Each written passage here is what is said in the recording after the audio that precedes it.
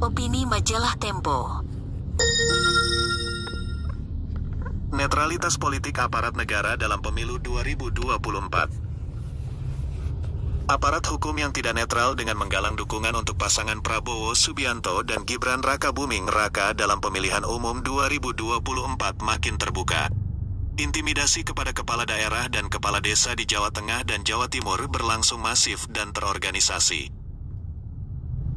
Kejadian terbaru terlihat dalam Silaturahmi Nasional Desa Bersatu 2023 di Gelora Bung Karno, Jakarta, pada tanggal 19 November tahun 2023. Ribuan kepala desa beserta perangkatnya dari 8 organisasi memberikan pernyataan dukungan untuk pasangan Prabowo Gibran.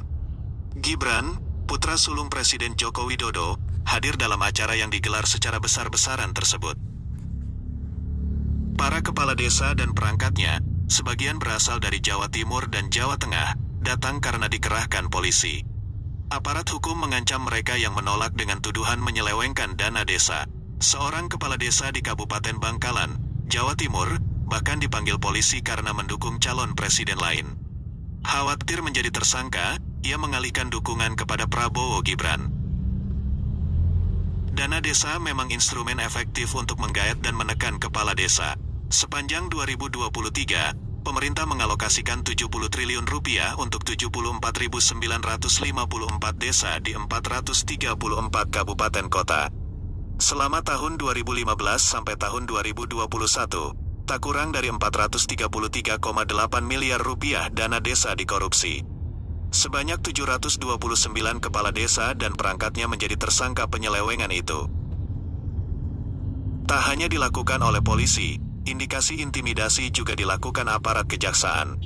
Seorang kepala daerah dari Partai Demokrasi Indonesia Perjuangan di Jawa Tengah mendapat tekanan dari jaksa agar tak mendukung Ganjar Pranowo Mahfud MD di pusat.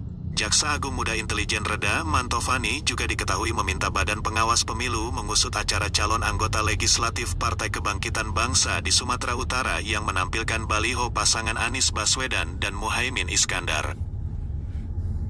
Intimidasi polisi dan jaksa banyak terjadi di Jawa Tengah dan Jawa Timur karena dua provinsi tersebut merupakan basis suara PDI Perjuangan, partai yang mengusung Ganjar Pranowo dan Mahfud MD sebagai calon presiden dan wakil presiden. Tim pemenangan Prabowo Gibran tentu ingin menggerus perolehan suara kompetitor mereka di dua provinsi tersebut. Pelbagai posisi penting di Jawa Tengah kini diisi mereka yang mempunyai kedekatan dengan Jokowi atau petinggi partai koalisi pengusung Prabowo Gibran.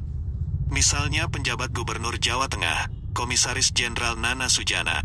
Pada 2010, ia adalah Kepala Kepolisian Kota Besar Surakarta, kota asal Jokowi dan Gibran. Begitu juga Kepala Kepolisian Daerah Jawa Tengah Inspektur Jenderal Ahmad Lutfi, yang pernah menjadi Kepala Kepolisian Resor Surakarta.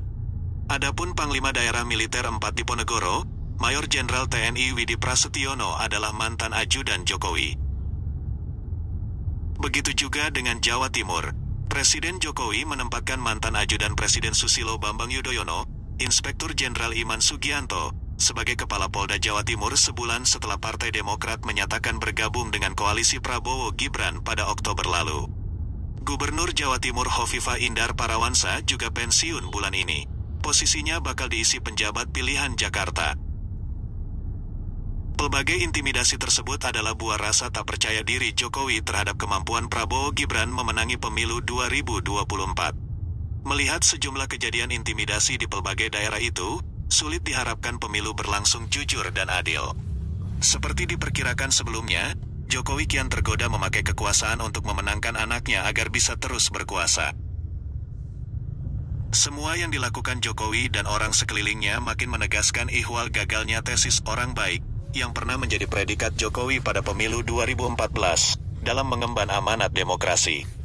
Di tangan pemimpin yang gagal baik, pemilu 2024 tampaknya akan menjadi pemilu yang paling buruk sepanjang sejarah reformasi. Demikian opini Majalah Tempo. Anda juga bisa membaca informasi mendalam lainnya dengan mengakses majalah.tempo.co atau mengunduh aplikasi Tempo.